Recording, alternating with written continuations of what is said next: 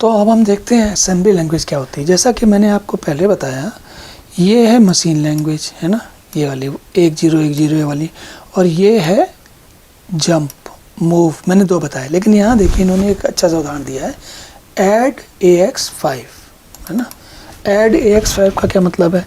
Add AX5 का मतलब है इसमें ये, जैसे यहाँ पर मैंने मूव और जंप लिखा था, इन्होंने उसकी जगह मान लीजिए ऐड कर दिया है, ठीक है। और यहाँ पर इसकी जगह मान लीजिए हम इसको AX कर देते हैं, AX, है ना। तो अब क्या करेगा ये?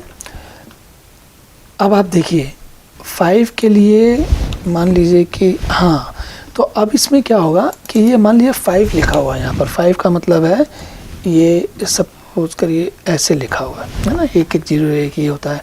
बाइनरी नंबर वाला जब हम समझेंगे तो आपको समझ में आएगा कि 5101 कैसे होता है। तो ऐड AX5, मान लीजिए हम इसकी जगह लिखते हैं कि भाई तुम करो ADD AX, 5, ऐसे लिख दिया, है ना। तो ये है मशीन लैंग्वेज। अब यहाँ पर क्या कर रहे हैं हम, ये कहने के, अब यहाँ देखिए हमें कहना था, असल में हमको कहना था कि हम अभी क्या, हाँ आज का दिन बड़ा अच्छा है, हमको कहना ये था।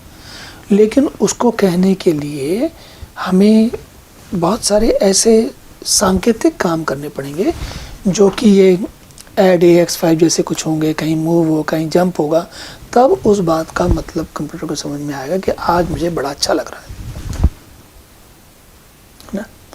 तो अब आप सोचेंगे कि इतनी मेहनत क्यों भाई ये यहाँ तक लाए, सीधा हिंदी को ही मशीन नंबर लैंग्वेज में बदल देते, है ना। दिक्कत क्या थी, क्यों ये ऐड AX और 5 किया तब जाके कुछ हुआ जाके? तो ऐसा इसलिए हुआ, देखिए दो कारण है। एक तो जब मशीन लैंग्वेज से स्टार्ट हुआ था, शुरुआत नंबरों से शुरुआत हुई थी, वहाँ से काम शुरू हुआ था। आज से 50-55 साल 60 साल पहले करीब असेंबली लैंग्वेज में शुरुआती दिन थे और कंप्यूटर को सिखाने के लिए लोगों के पास समय होता था।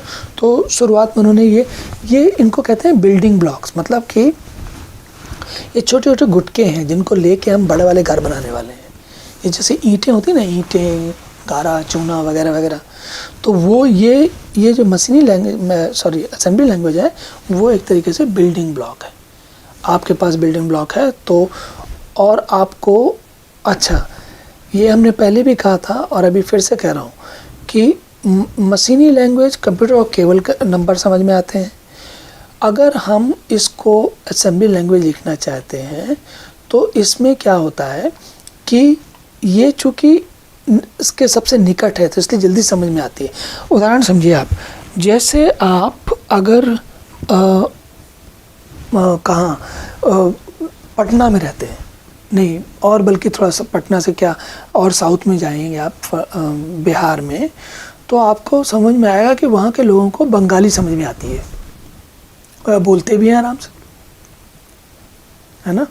या इसी तरीके से जो दिल्ली में रहते हैं वो पंजाबी समझते हैं, या फिर जो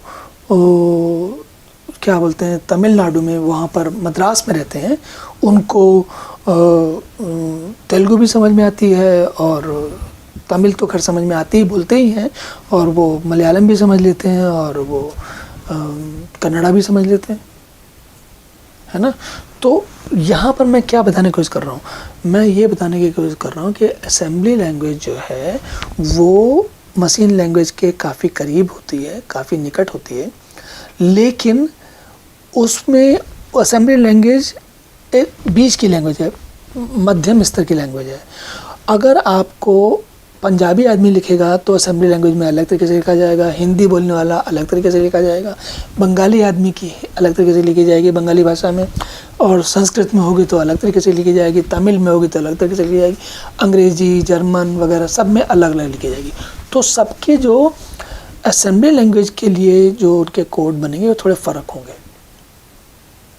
अब सोचिए सब लोग अलग अलग बनाएंगे, तो अगर कोई कंप्यूटर जर्मन को समझने के लिए बना हुआ है तो उसको आप बंगाली नहीं समझा पाओगे चाहे जितनी कोशिश कर लो, है ना। तो हम क्या करते हैं, हम असेंबली लैंग्वेज में इस मशीन भाषा मशीन नंबरों के बनस्पत काफ़ी आराम हो गया, लेकिन अभी जो हमें चाहिए वो नहीं हो पाया। चूँकि पास है, मशीन लैंग्वेज के पास है, तो काम भी जल्दी फास्ट होता है, लेकिन मेहनत मशीन लैंग्वेज यानी कि जो ये मशीनी नंबर हैं इनसे कम करनी पड़ती है, लेकिन जो बोलते हैं हम लोग यू आर द ग्रेट, उससे तो बहुत ज़्यादा करनी पड़ती है। तो ये प्रगति का चरण है असेंबली लैंग्वेज। और आज भी असेंबली लैंग्वेज का प्रयोग होता है। जो विशेष काम के लिए बनाए गए हार्डवेयर होते हैं आजकल, उनमें तो जनरली आमतौर पे लाइनेज का प्रयोग होता है, और लाइनेज के बने हुए सॉफ्टवेयर होते हैं तो बहुत कम चलते हैं। लेकिन एक समय आया था बीच में जबकि आप हायर लैंग्वेज का नहीं, असेंबली लैंग्वेज में ही बना के पूरी प्रोग्रामिंग दे देते थे, मशीन पर पकड़ा देते थे। और छोटी छोटी जगहों पे अभी भी संभव है, ऐसी स्थिति हो सकती है कि जहाँ असेंबली लैंग्वेज का प्रयोग किया जाए, क्योंकि आपके पास इतनी मेमोरी है, इतनी समय नहीं है कि आप उसके लिए कुछ ये कन्वर्जन करने का, बदलने का, रूपांतरण करने का समय ले सको। ठीक है, तो अब आगे इसके बाद हम समझते हैं ये जो हायर लेवल लैंग्वेज क्या चीज़ होती हैं, जिनमें कि जिनके बारे में आप सबने खास करके सुना होगा। असेंबली लैंग्वेज या मशीन लैंग्वेज को मैं नहीं समझता कि सब लोग जानते हैं या उसके अंदर की गहराई को समझते हैं, और कोई ख़ास आज के समय में उसकी बहुत ज़्यादा आवश्यकता भी नहीं है। हाँ, जानने के लिए अच्छा है, पढ़े लिखे आदमी को बहुत कुछ जानना चाहिए, उस हिसाब से बढ़िया है। लेकिन व्यापार वाणिज्य वाला व्यक्ति असेंबली लैंग्वेज में कभी काम करेगा, थोड़ा मुझे मुश्किल लगता है।